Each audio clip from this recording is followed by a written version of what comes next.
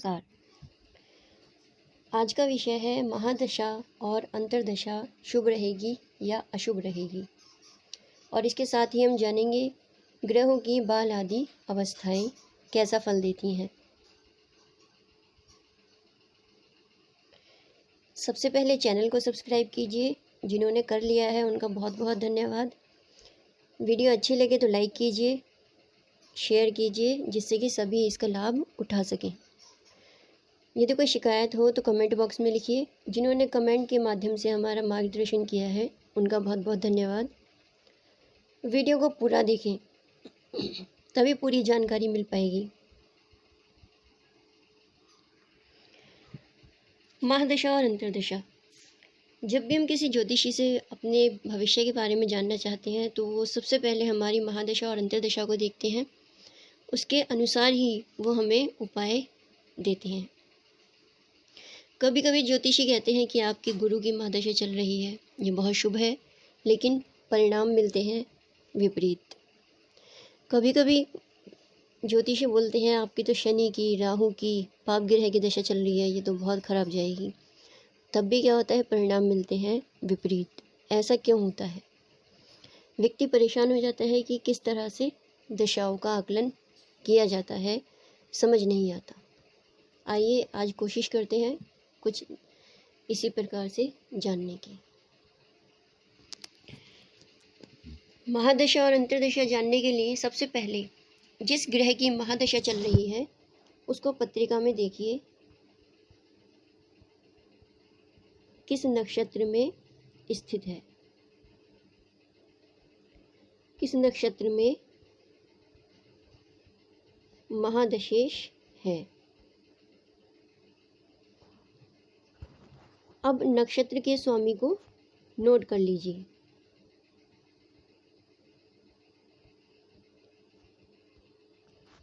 ये हुआ महादशा का। इसी प्रकार अंतर्दशा किस नक्षत्र में है उस नक्षत्र के स्वामी को नोट कीजिए।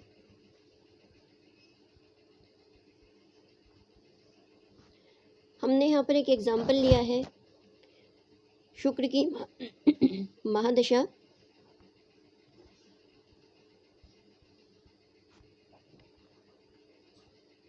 और चंद्र की अंतर्दशा।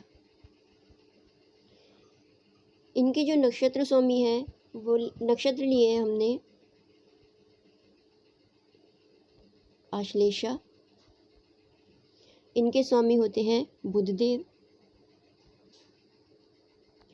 और चंद्रमा का नक्षत्र लिया है हमने उत्तर भाद्रपद। इनके स्वामी होते हैं शनिदेव। ये हमने नोट कर लिया कि महादशेश और अंतर्दशेश किस नक्षत्र में स्थित हैं और उनके स्वामी कौन कौन हैं। अब महादशा का फल जानने के लिए कि हमारी एक महादशा का एक समय काफ़ी लंबा होता है, कम से कम 6 वर्ष का तो होता ही है और अधिक से अधिक 20 वर्ष का हो सकता है अलग अलग ग्रहों का। अब महादशा का फल जानने के लिए जन्म नक्षत्र जो भी चंद्रमा का नक्षत्र होगा, तो हमने जो अंतर्दशा ली चंद्रमा की उसका नक्षत्र है उत्तर भाद्रपद, तो वह अंतर्दशा का भी स्वामी हो गया और जन्म का स्वामी भी हो गया।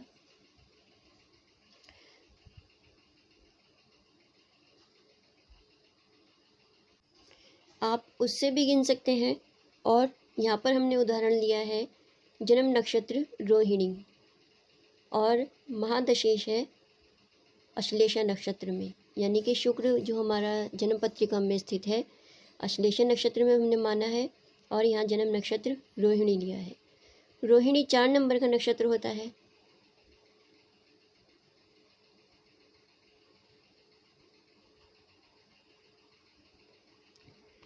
और अश्लेषा 9 नंबर का नक्षत्र होता है।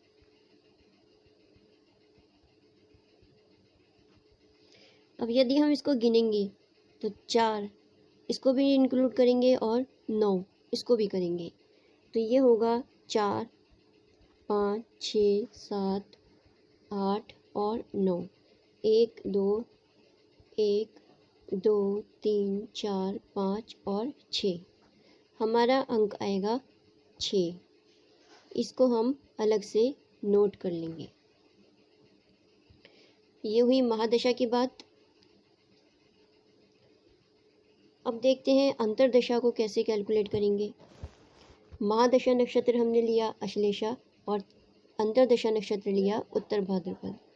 अब अश्लेषा से उत्तर भाद्रपद तक की गिनती को हम गिनेंगे। इसमें हम क्या करेंगे, आश्लेषा 9 नंबर का नक्षत्र हमने पहले आपको बताया, उत्तर भाद्रपद 26 नंबर का नक्षत्र होता है।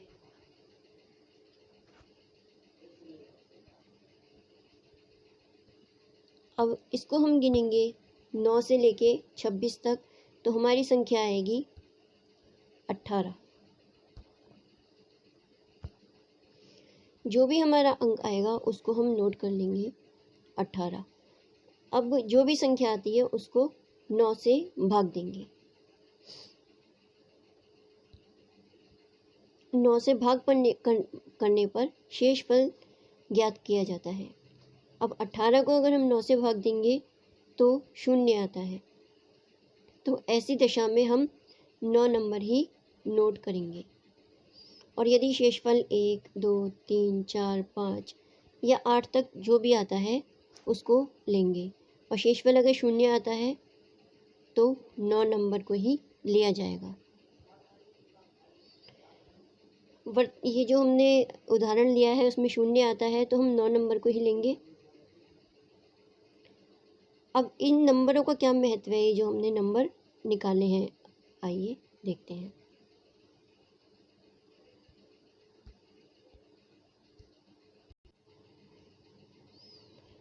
यदि हमारा शेषफल आता है 1, तो हमारा जो नक्षत्र होगा उसका नाम होगा, जो फल मिलेगा वो जन्म तारा होगा।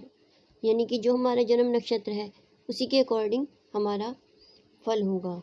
जो हमारा जन्म हुआ है वो हमारे कर्मानुसार हुआ है, तो जन्म तारा के परिणाम भी हमें हमारे कर्मानुसार ही मिलेंगे।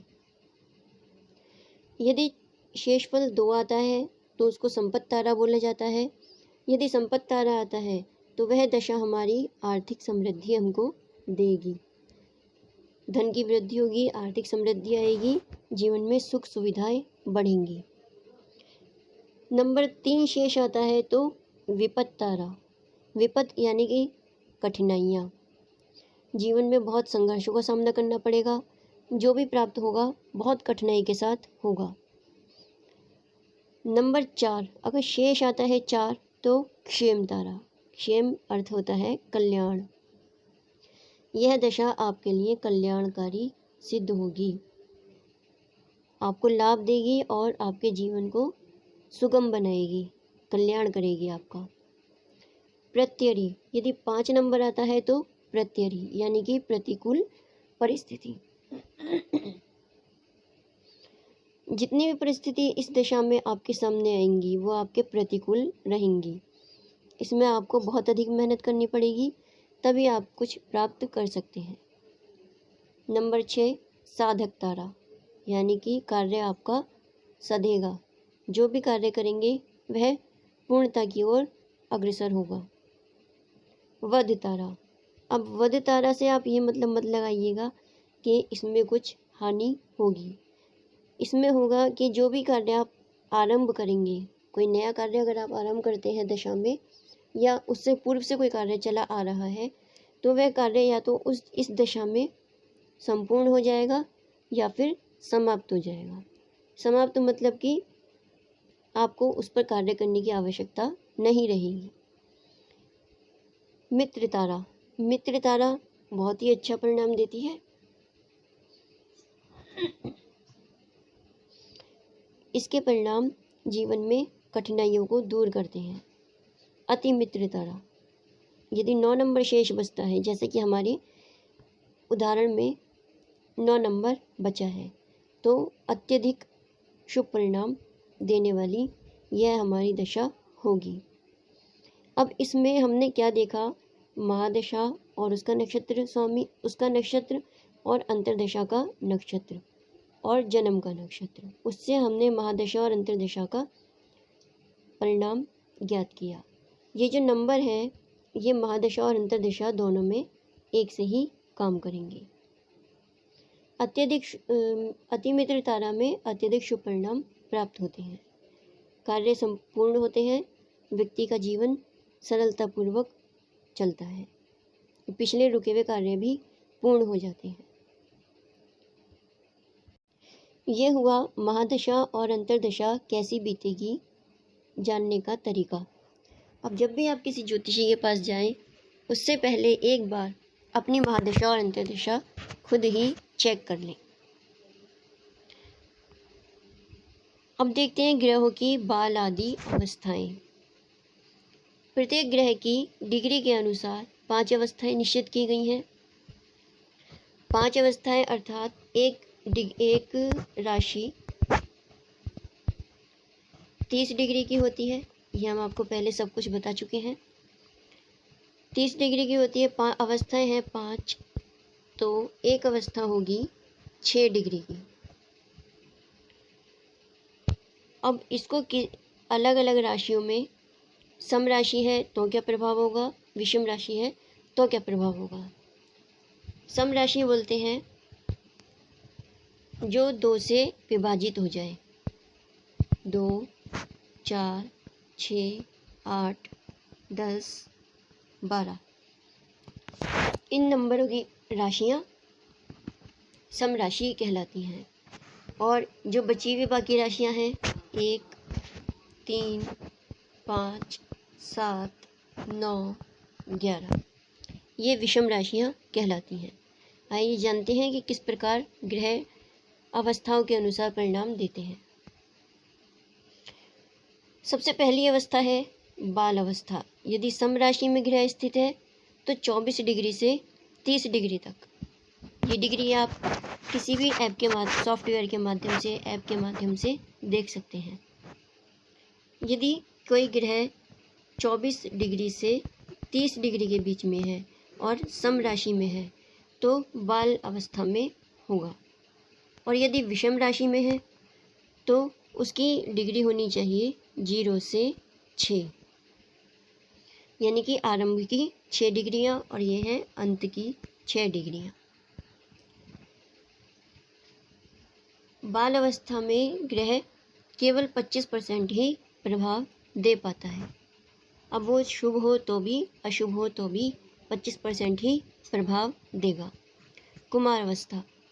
सम राशि में 18 डिग्री से 24 डिग्री के बीच और विषम राशि में 6 डिग्री से 12 डिग्री के बीच अगर ग्रह स्थित होता है तो 50% का प्रभाव देता है। उसकी अवस्था कुमार अवस्था कहलाती है। युवा अवस्था यह सबसे इम्पॉर्टेंट मानी गई है क्योंकि इसमें ग्रह पूर्ण यानी कि 100% अपना जितना भी बल होता है उसके अनुसार संपूर्ण फल देने में सक्षम होता है। अगर ये आपका ग्रह शुभ होगा तो आपको बहुत अच्छे परिणाम देगा। अगर यह सम राशि में स्थित है तो इसकी डिग्री होनी चाहिए 12 से 18 डिग्री और विषम राशि में स्थित है तब भी 12 से 18 डिग्री। इसकी डिग्री दोनों राशियों में सेम ही रहेगी और इसके परिणाम आपको पूर्ण मिलेंगे। वृद्ध अवस्था। यदि सम राशि में 6 डिग्री से 12 डिग्री और विषम राशि में 18 डिग्री से 24 डिग्री कोई ग्रह है तो वह वृद्ध कहलाता है। जिस प्रकार वृद्ध व्यक्ति कमज़ोर होता है और कम कार्य कर पाता है, उसी प्रकार ग्रह की अवस्था को भी माना गया है। यह केवल 20% परिणाम देने में ही सक्षम होता है। मृत अवस्था। सम राशि में 0 से 6 डिग्री, विषम राशि में 24 से 30 डिग्री मृत अवस्था होती है, यानी कि उसको मृत, मरा हुआ माना जाता है। वह किसी भी कार्य को करने में सक्षम नहीं होता। कुछ ज्योतिषी उसको मानते हैं कि वह 0% कुछ भी फल नहीं देता, लेकिन हम ये मानते हैं कि वह 10% फल देने में सक्षम होता है। इसको आप अपनी पत्रिका पे लगाइए और उसके परिणामों की जांच करके हमें अपने अनुभव बताइए, महादशा अंतर्दशा के भी और अवस्थाओं के भी। जिस प्रकार के भी आपके परिणाम आए आप हमें बताइए। आज के लिए बस इतना ही। धन्यवाद।